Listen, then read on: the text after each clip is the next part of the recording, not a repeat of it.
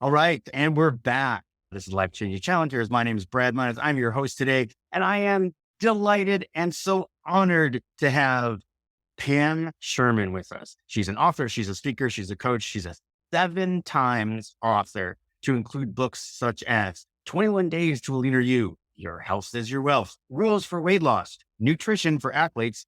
That's one I want to pick up. How to Avoid the Freshman 15. Now that's a little, that takes a little vibe off the other end. The Daily 3M Journal, The Perfect Balance Plan and Workbook.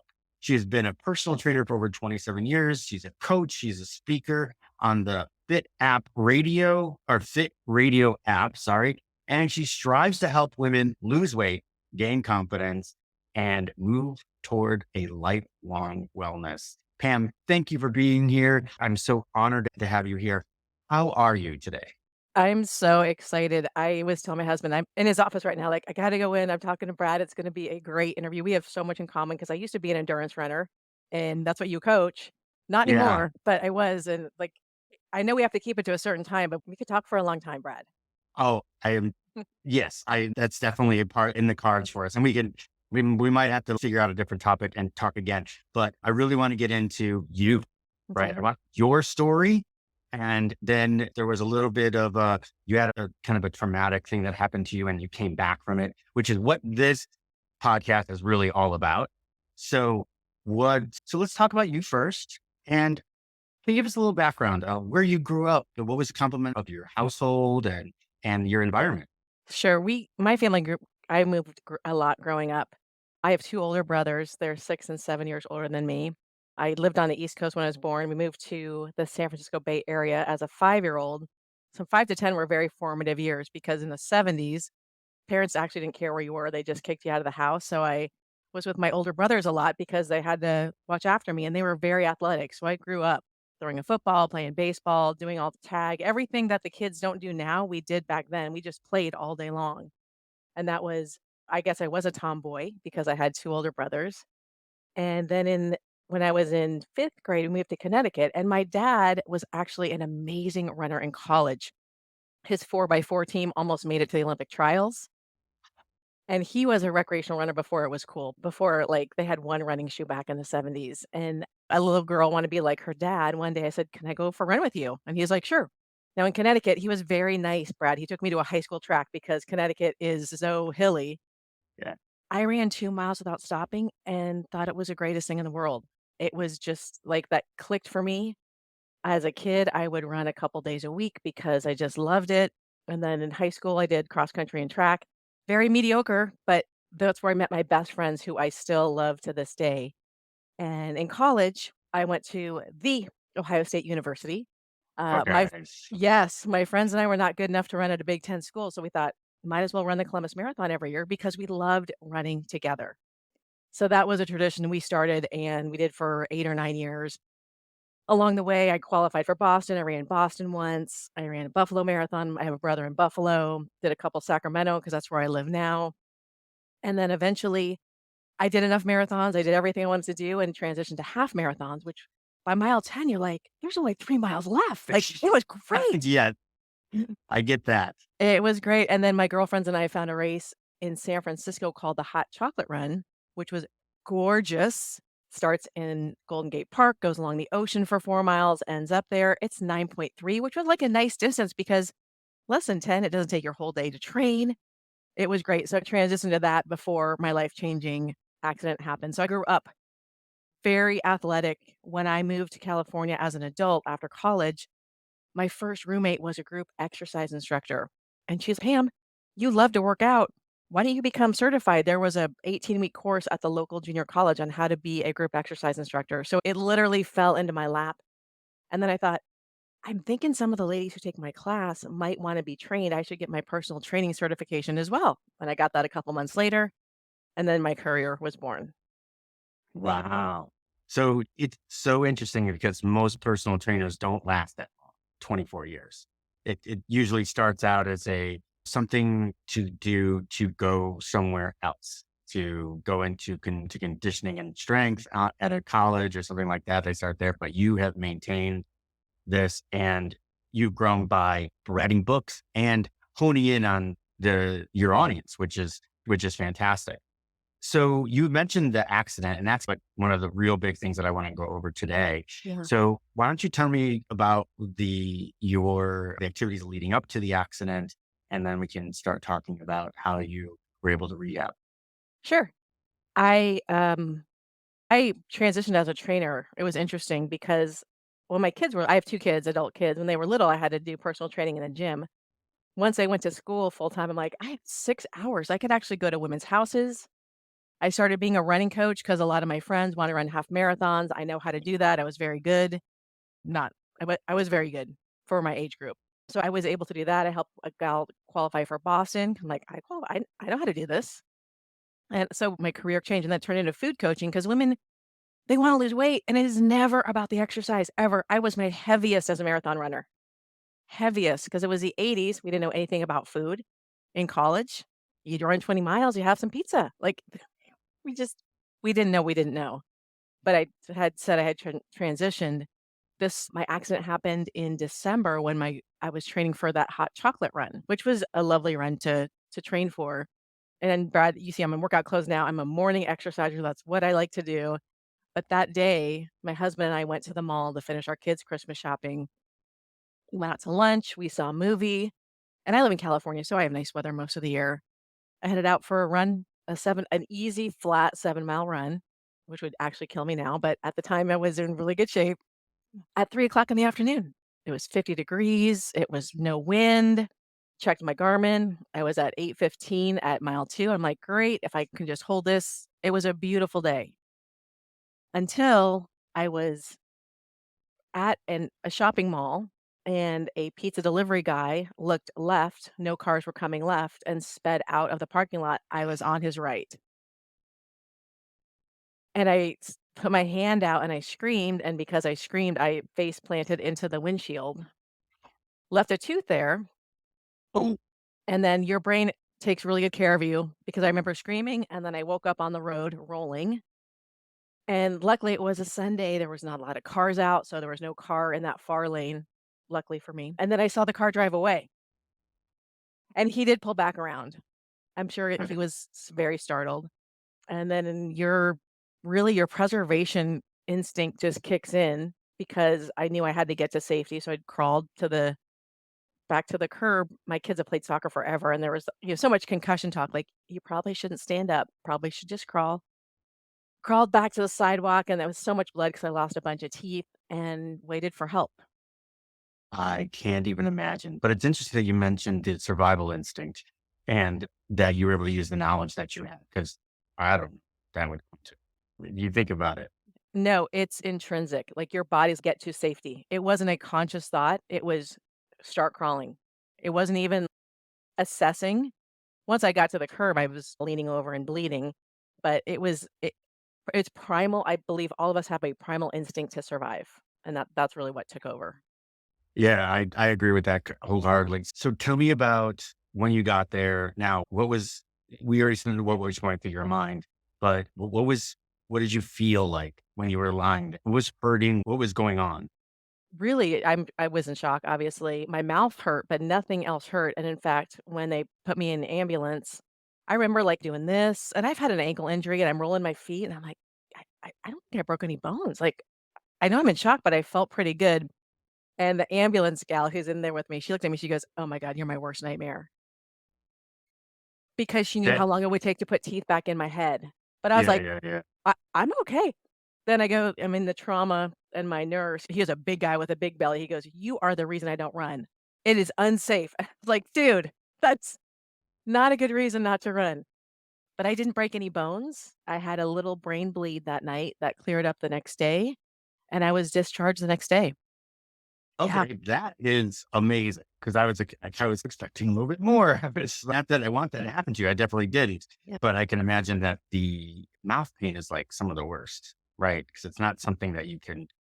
It's not something that is you can forget, push up to the side. 'Cause it's always there, yeah. right? Yeah, I had stitches in my lip, and my discharge papers were, "Get your stitches taken out in 5 days." And I was like, "That's it?" And I did have a CT scan follow-up for 2 years, every 6 months to make sure that Mm, there was nothing yeah. wrong with my brain, but I was like, All right. And it was obviously my mouth was very tender, so I didn't eat solid food for 3 months, but I had started strength training 2 years before, yeah, 2 years before the accident, and I am convinced my strong muscles protected my bones, and my Garmin got smashed to pieces, so I'm very thankful I had a big watch on, or else that probably would've been my wrist that hit the ground first, that's what I'm thinking, Yeah. but my injuries were very minor compared to what could have happened. Hallelujah. Wow. Somebody was looking Yeah. down on you. And that's a testament, but that's fantastic. I'm just curious now. So how far was it till you finally get to see a dentist and you're able to and take Yeah. care of the rest of the injuries? Yeah, so on that would happen on a Saturday, I was released, got home Sunday. Monday, I was at the dentist's office, and they were taking molds of my mouth, which was awful because my teeth were so tender, but they had to do cement molds to see what's Right. going on.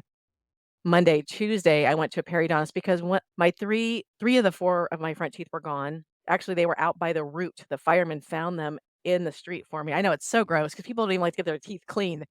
But I'm like, because in my mind, they're like, "They might be able to put the teeth back in." Yeah.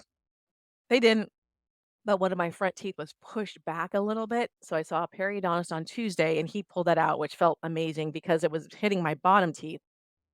And he's like, "Okay, so we are not gonna know what we can do with you for 3 months because you might have other teeth fall out.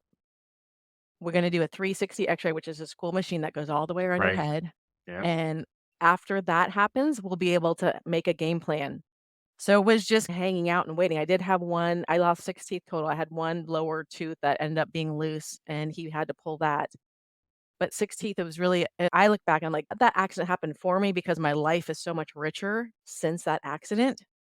But 6 teeth, and then I do have an amazing sports guy who I've been going to since I was running marathons when I was 40. I walked into him on Wednesday to his office, and he's like, "Pam," and I told him, he's, "Okay, I want you in every 2 weeks to do spinal adjustments," and then once we got the police report, I brought that to him. He's, "Okay, now I know the trajectory of how you hit.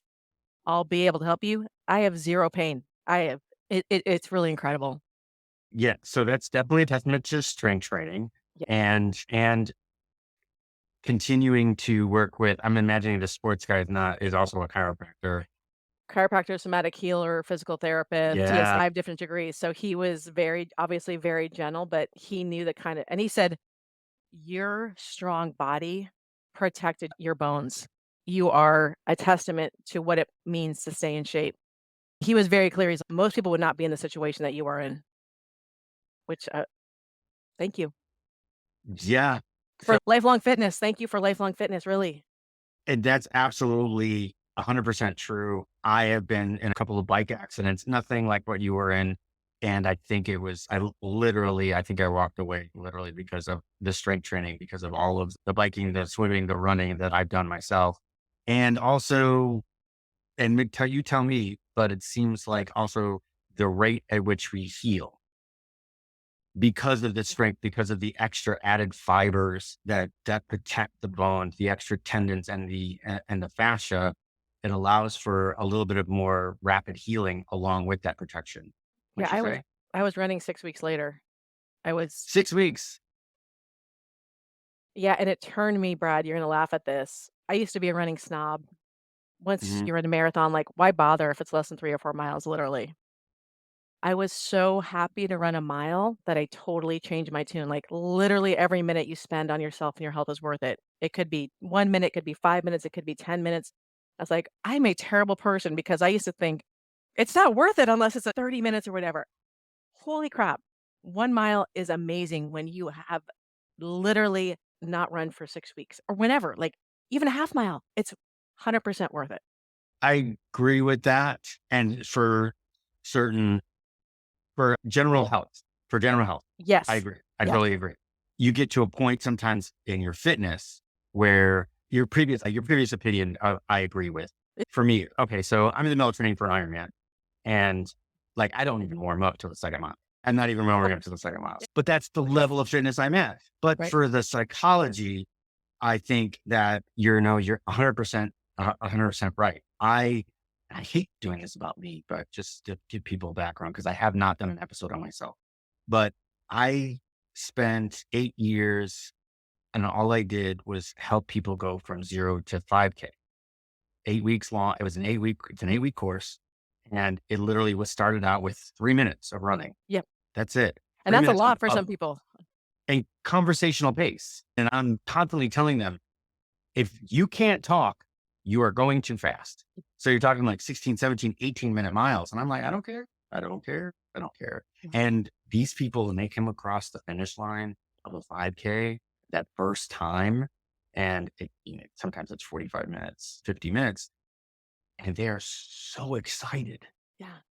It's ridiculous. I'm sure you've got results like that as well in some of the coaching that you've done. It's so rewarding when you help somebody break through what they thought they could not do. I remember seeing a friend of mine on the treadmill, and she's telling me she's running a half marathon, but she was walking. I'm like, "Why are you walking?" She goes, "Oh, because I'm gonna run the first 2, walk the middle, and then run at the end." I'm like, "No, absolutely not. You can run, walk, but you don't just walk that middle." And she's like, "What do you mean?" And she came me literally blew my mind because I didn't know I was capable of doing that. I see what people can do, and it blows their minds, and when they do it, they're like, "How did you know?" If you're a mother, you've had a baby, you're very strong. Don't limit yourself. Stop it. That's probably the most beneficial message that we can get there. We can tell people. It's amazing what people, they don't realize that they can do. Yeah. One of my biggest quotes is, your mind will quit 100 times before your body will. And that's it. People just feel like, oh, can't go any further. And I'm like, yes, you can. Just keep going. So at what point did, did you transition into more of diet and strength in your business Yeah. than simply strength? Personal Well, training, I should say. my books happened they started after my accident because I couldn't go back to work, and my daughter was still in high school, and I would sit at the table with her, and I met with a woman. I'm like, "I think I have a lot to say. Would you help me create a website? I wanna do a weekly newsletter." And she said, "Sure, when people sign up, you should send them something." So I started writing, and I sent her. She's like, "This is a book. We can self-publish this on Amazon." I'm like, "What do you mean?" She goes, "Pam, give me like 10 more pages. It's a perfect balance." My first book, really basic stuff. Sleep, good eating, exercise. Nothing I say is rocket science. Right. Then I started training my daughters. So Go ahead. I'm sorry to interrupt you. Which book was that? What The was per- the first one? the perfect guide to healthy living. Oh, excellent. Then I started training my daughter's soccer team in high school, and they ate absolute garbage. So I wrote nutrition for athletes for high school kids. Like, they would tell me they're eating at Taco Bell. I'm like, that's food you rent. It doesn't even do anything for your body. So I wrote very easy to if and they were high level soccer players. Like, you actually have to think about what you eat. It's can't so I wrote that for them. Women always want to lose weight, so guide to weight loss. And then one of my friends, she said she was worried about her daughter. Her daughter said she was worried about gaining weight in college. And I'm like, oh, I gained 35 pounds my first year. I will write how to avoid the freshman 15 because I did everything wrong. So the books happened organically while I was out of work, while I was recovering and getting my teeth put back in my head because I literally had nothing else to do. I wasn't working for the first time in my life and I had all sorts of time. So it was very easy and fun to do. And Amazon's great because you can self publish right on Amazon. Yeah, FDA, Amazon. So you didn't find that daunting at all? Like, oh, I'm putting out these books. Like, people find that very daunting. Like, I write a book and I'm going to publish it. My website gal had published on Amazon before. So I sent all my work to her. She made a cover, she made it look pretty, she knew what to do, and it's great because you don't pay anything out of pocket, people can just buy it. And because I've been doing this my whole life, Brad, really my whole life I've been doing this. I was a coach before I knew I was a coach. It was very easy to write. I have content coming out of my ears, really. You know, I, no, I hear you. I hear you. But you know what? Even me, I've been doing this. I'm not doing it as long as you. I've been coaching for 13 years, and I feel like I've got all that stuff, but I feel like it's daunting. And I think you just inspired me because like I've got the same thing.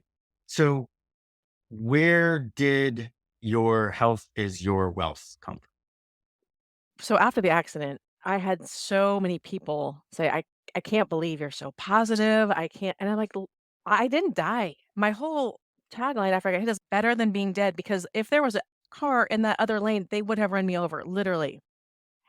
But when I got hit, obviously before COVID, And I wish there was no mask. You couldn't wear a mask back then. So I had to walk around like this for a while when I was at Starbucks or something like your health actually is your greatest wealth. If I was not in great shape, my recovery would have been awful. It would have taken so much longer. It would have been a lot more than just my teeth. So it was at that point where I'm like, people don't understand. And we all know this when we get sick or if we have an injury, especially as an athlete, you're like, oh, I can't wait to be healthy again. When we don't have our health, we don't have anything. Seeing your parents die, seeing older people get frail, you think, I don't want to be like that. I want to live as healthy as I can for as long as I can. And then of course I got very passionate about strength training because my sports guy who is amazing is like, your strong body protected you. Okay, ladies, let's stop chasing skinny and let's start chasing strong because when you're 80, you're going to want to be strong and not skinny. Because we all see skinny older people in the grocery store and they're just frail, their gait is terrible. Like we need to change our mindset about our health. So I get all worked up about Yeah, no, I agree. And it's by experience. It's if you didn't go through this traumatic experience, your mindset might have been different. Somehow I think you still would have figured it out. But I think you still would have moved in that direction even without it. That's just my opinion that. from reading some of the blogs and your posts and everything else. But yeah, but I think it was probably done a lot faster. But yeah, it's absolutely crucial. My message is always that don't chase weight loss or being fit. I'm find something else, find something bigger than yourself. I had a client, her name was Kat, and she lost 150 pounds in 18 months. She was 5'1". She was weighing like 250 Wow. pounds. And she had started doing 5Ks and she turned on the television once. She saw Ironman. She saw Ironman World Championships and she's, oh, that's interesting. That's a really cool idea. And then when she found Ironman Florida, and she goes, I'm going to do Ironman Florida. So the idea here was that instead of her going, okay, I'm going to lose weight and get fit, she goes, I'm going to do Ironman Florida. And 18 months later, Yeah. she was on the beach wearing a sized small wetsuit and going out, and she did it in under 12 hours, which That's is amazing. amazing. So that's my message to people, Yeah. is go after that biggest thing. And when your message goes right on top of that, which is, hey, go for the strengths, not about weight loss. You have a specific journey for weight loss as well in your repertoire. It's called work.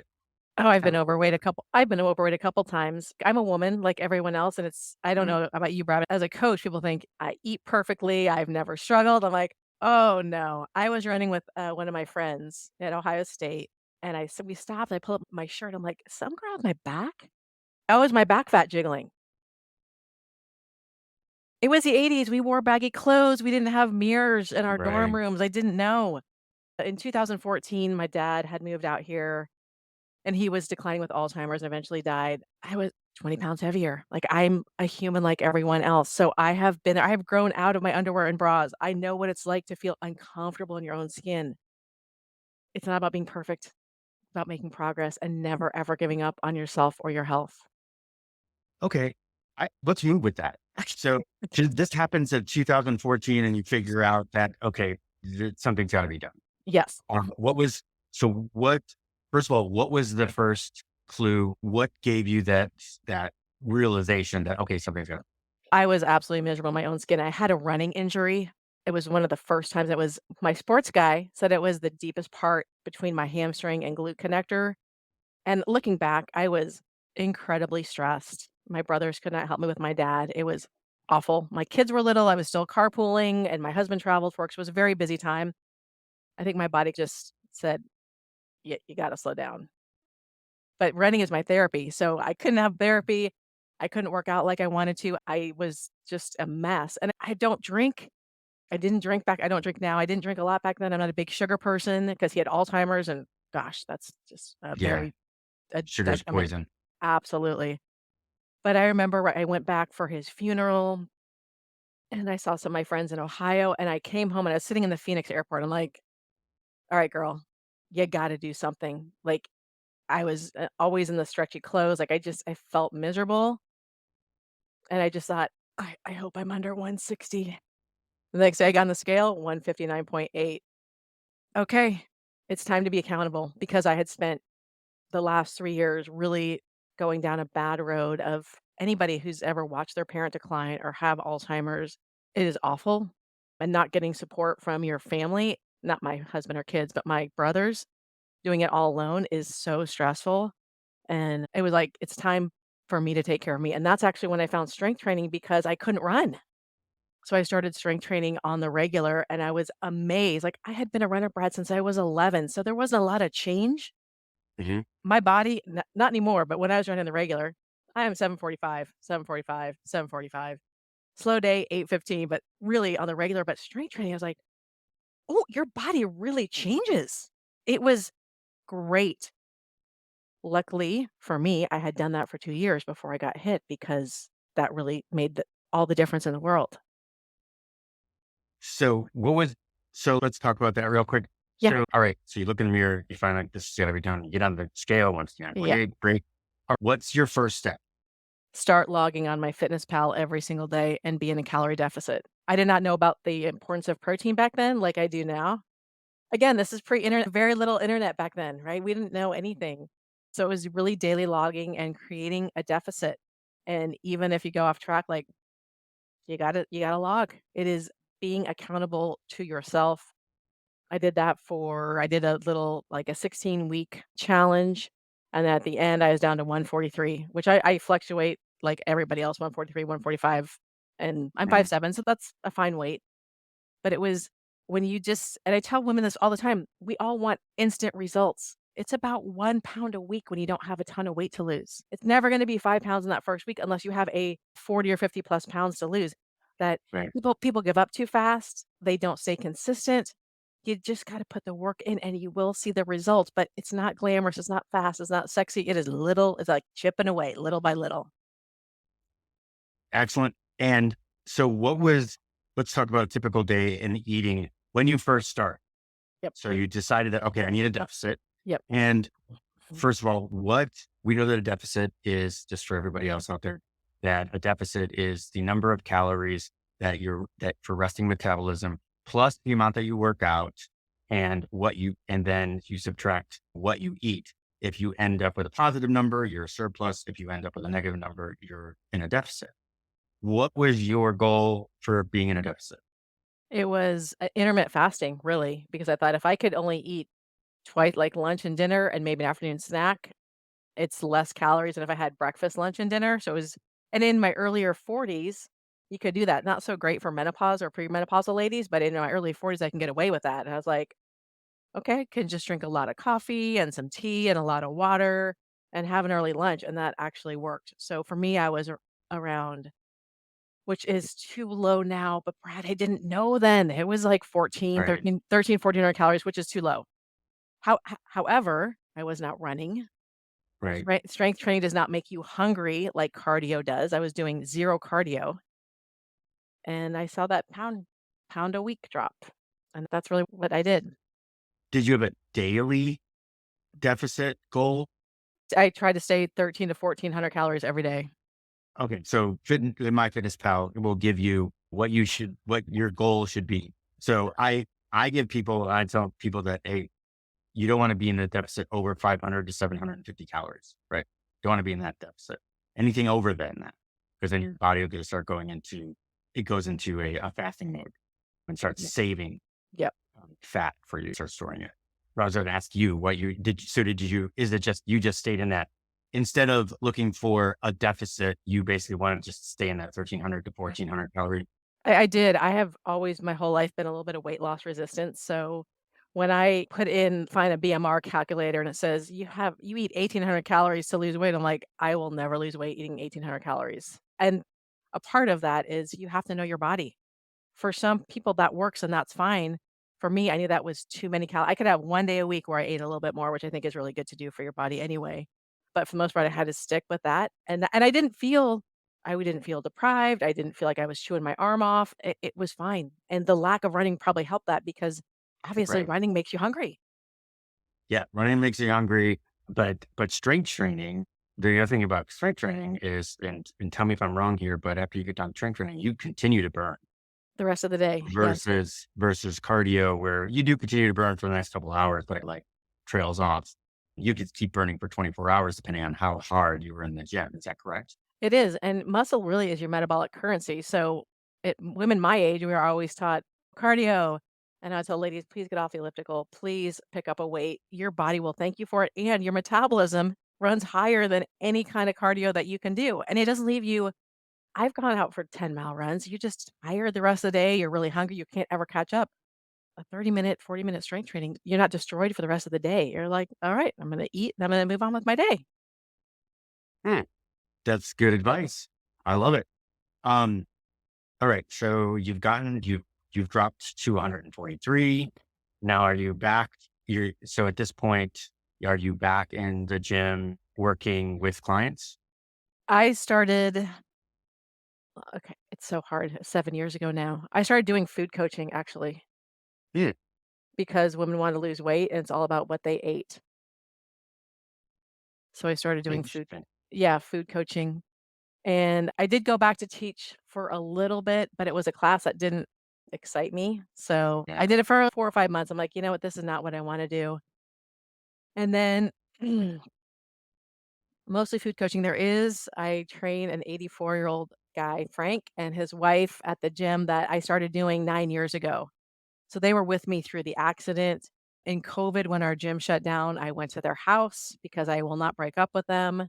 So I was doing it like a little bit of training because I literally live across the street from the gym. I walk 3 minutes across the street. So I have some old time, excuse me, some old time clients. I have the occasional client that comes to my house because I have a gym in my backyard.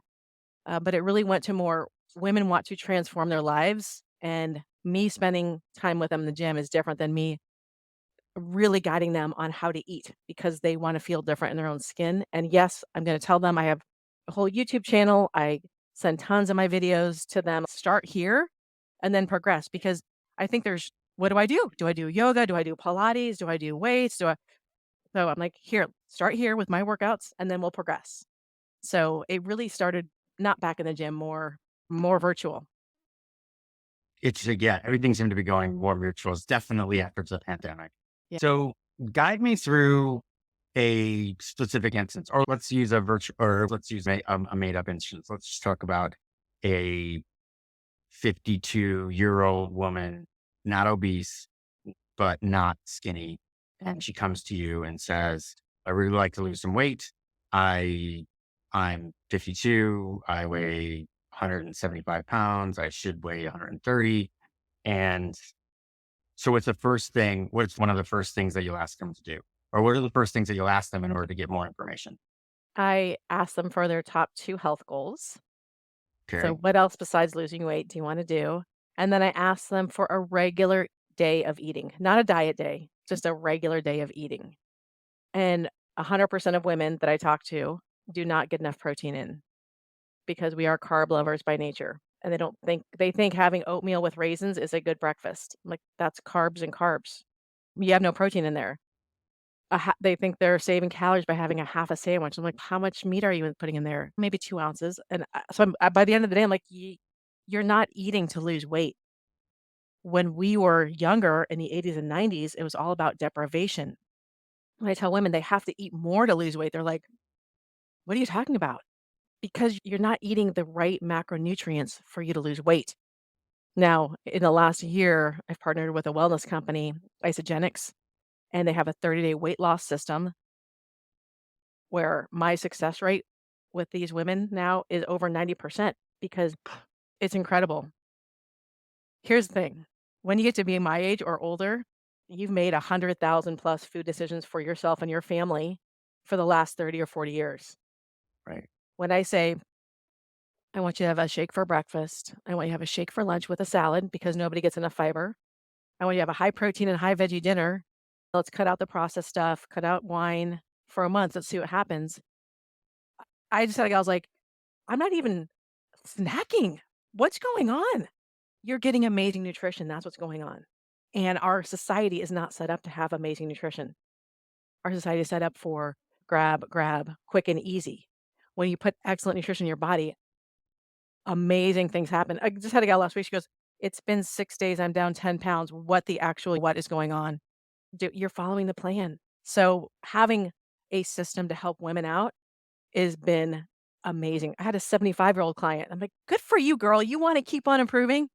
She lost 10 pounds in 30 days. She goes, "I just have that little middle." Women tend to gain weight in the middle. And I'm like, "This can help you because especially as we get older, our protein needs actually increase as we get older. And most older people are eating less. I want them to eat more." So I know it sounds funny. No, I'm 100%. When people tell me that they want to lose weight, I immediately go toward that. What is your day like? What do you eat? What do you eat now? What do you think now? And she's like, I don't understand. I'm not eating that many calories, blah, blah, blah. And I'm like, there's might be a problem there. It's a What are you eating? it's the So quality of the calories, not just the calories. I agree. I agree. There's a lot of studies out there, and there's a lot of gurus out there that are basically saying that deficit, which I agree with to a point, but the calories that you're putting in, where are you getting them from? And not to mention that the healthier versions are less caloric, which means you can eat more. Yeah. I show a picture on social media almost every day of I call it a BAS, a big ass salad. I'm like, "You should be having a lot of vegetables every day." That fiber is gonna help keep you full, and in fact, you asked something a while ago, I wanna just tell you this real quick. I have 6 implants in my mouth, and my periodontist, when they after they put the screw in your mouth for the implant, they put something called a healing cap on. Your gums have to heal before they put the tooth on, and your tongue goes to whatever is not normal in your mouth, so you're like, "Oh, yeah, there's a cap there," and all of a sudden, the cap disappeared one day. I was in the grocery store, and I called his office, I'm like, "What happened to the healing cap?" I went in, he goes, "Oh my god, would you please start eating McDonald's? Your gums are so healthy, it popped off the healing cap." And I'm like, no." He's like, I literally have never seen this, and I've been a periodontist for 20 years." I said, "Ok okay, I can't stop being who I am." All because you were eating clean. Correct. Oh my God. That's crazy. It Yeah. pops off because her gums are too healthy. Yes. That's one for statistics, right? Yes. So the way that they develop these procedures is by the normality and the statistics of their clients, right? Yeah. So most of their clients do not eat that healthy. A majority should have to be that way. That's telling. That's too telling Well, for our environment. yeah, and I had lost all the bone in my upper mouth since my mouth hit the windshield, so my doctor had to do a surgery where he created a pocket in my mouth and put in bone graft and stem cells so I could grow bone. And he told me, like, "This might not work for you," and then once he got to know me, he's, "Oh my god, you're gonna grow so much bone because your mouth is so healthy," and I obviously did because I have implants in, but the bone was, like, growing out of all different directions. He's like, "I've never seen anything like this. This is crazy." Wonderful in here, so that's amazing. That's absolutely amazing. I am totally, I like, there's so many things that I want to talk to you about, but unfortunately I want to like, a lot of it is, I don't want to like talk about me and my clients. I want to, I want to Mm. know more about you. And I'm like, all I'm thinking about is, oh, what about this client? Oh, what do you think about this? What do you think about this one? We'll talk about case studies, but I don't want to do that here. So that'll have to be a different episode. We'll have to move into that. So so being of case studies, give me your best case study. You don't have to give names or anything, but the most wonderful results that you've gotten as a coach. Sure. Just run me through that case study. I meet a lot of, women on social media because 'cause I'm very active on there, and I've been doing what I've been doing for a long time, so I know what I'm Yeah. talking about. And I talk to, obviously, strangers, and I was talking to this one gal, she's, "Pam, do you know what I ate today?" And I was like, "I don't know you." For 3 meals, she had a piece of birthday cake and a root beer. And she goes, "I'm a little bit," she's, in her late 50s, she goes, "I know I can't keep eating like this and expect to feel good when I'm older." I said, "Okay."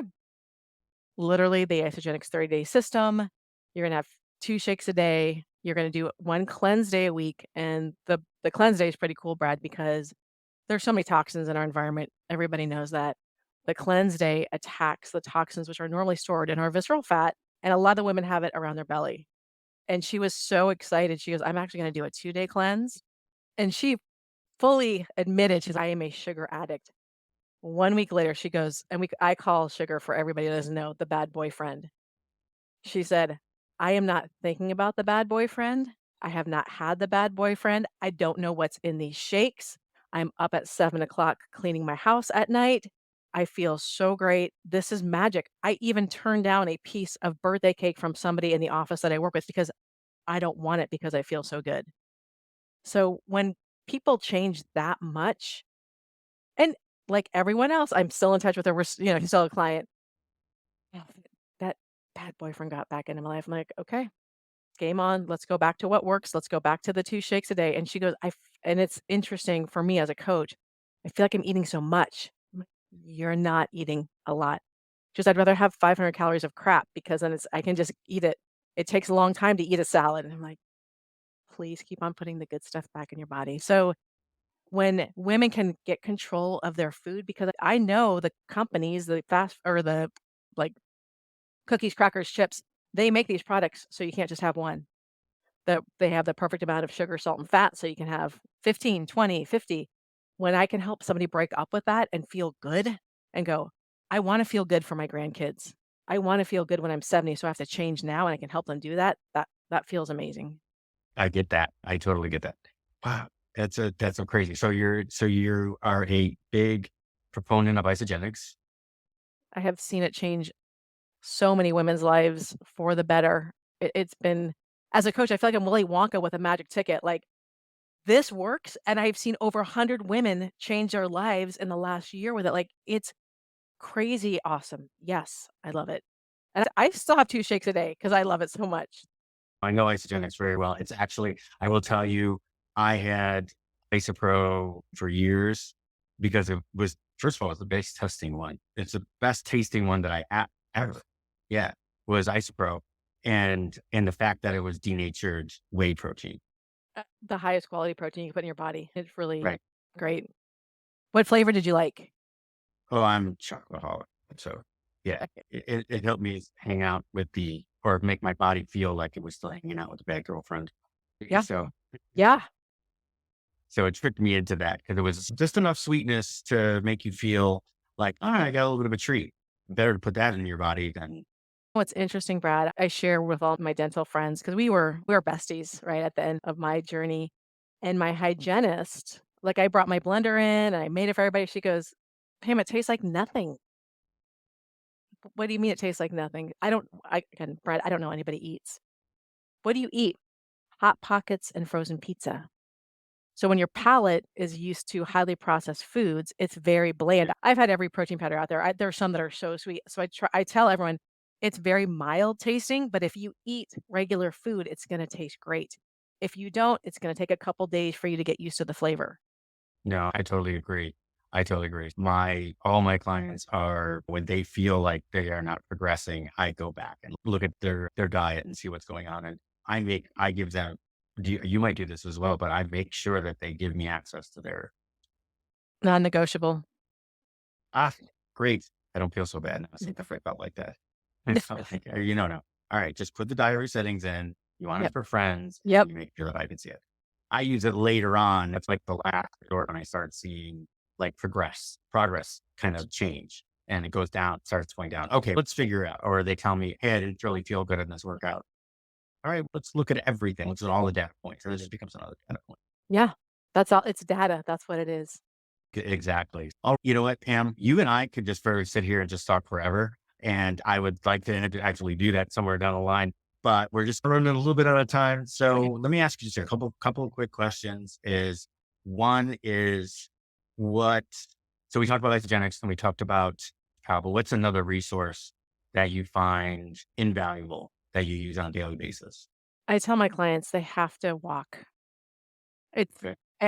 when I was a long distance runner, literally again, the snob, why bother? Then I went to Italy a couple years ago and saw 0 gyms and saw everybody walking everywhere, and everybody was normal weight.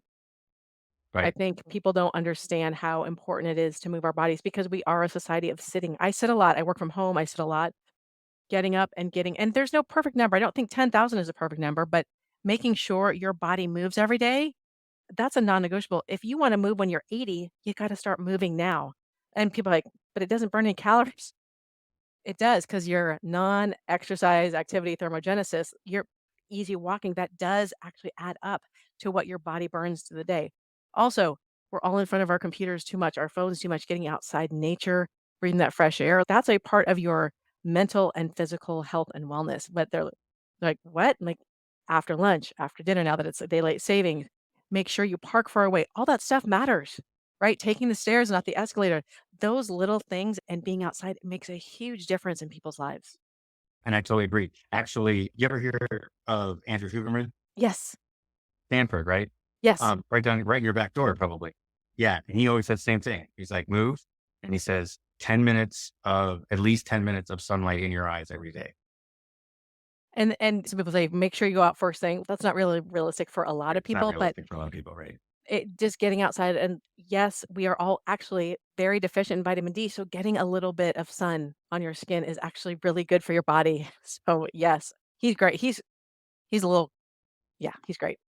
So we get into technicals, right? You and I probably could talk about the technical side of thermogenesis. We could talk about bone deficiencies, and we can talk about different vitamins and all this stuff. He goes 10 times deeper, but yeah, he's a scientist. So of course, are you a regular listener to his podcast at all? I cannot do 2 hours at a time. I wish they were bite size. It's just I can't make that commitment to it, so I don't. Uh, Do you have a favorite podcast that you get information from?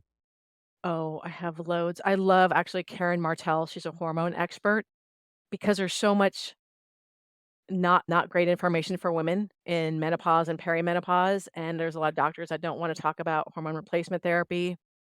She is amazing, and she just changed the name of her podcast because she wanted focused on the hormone solution. She is wonderful. I love Hack My Age. She's a gal, again, about my age who has all sorts of great different health advice for women of my age. And God, oh, age is irrelevant. Age is irrelevant.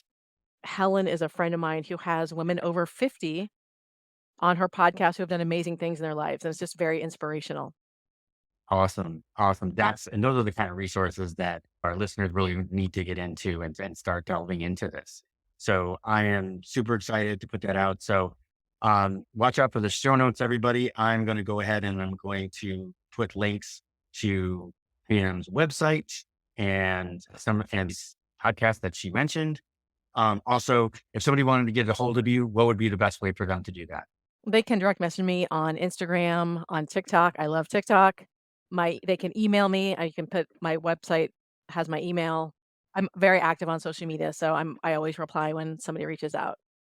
All right. So I'll make sure that all of the handles are on the show notes. So take a look at that. And Pam, thank you very much for coming on Life Changing Challengers. I appreciate it. And I'm so glad that you were able to come back with this award-winning smile. Look at that smile, ladies and gentlemen. It's crazy if you can see the video. But I really appreciate you coming on. I think you gave a wealth of knowledge to people. And I think women are going to continue to be inspired by you as well as men. So thank you so much. I appreciate it. Thank you for the All opportunity to right. share my story. Yes. Yeah. And it was a fantastic story. So thank you very much. All right, everybody. Listen, until next time, this is Life Changing Challengers and this is Brad, and I'm out.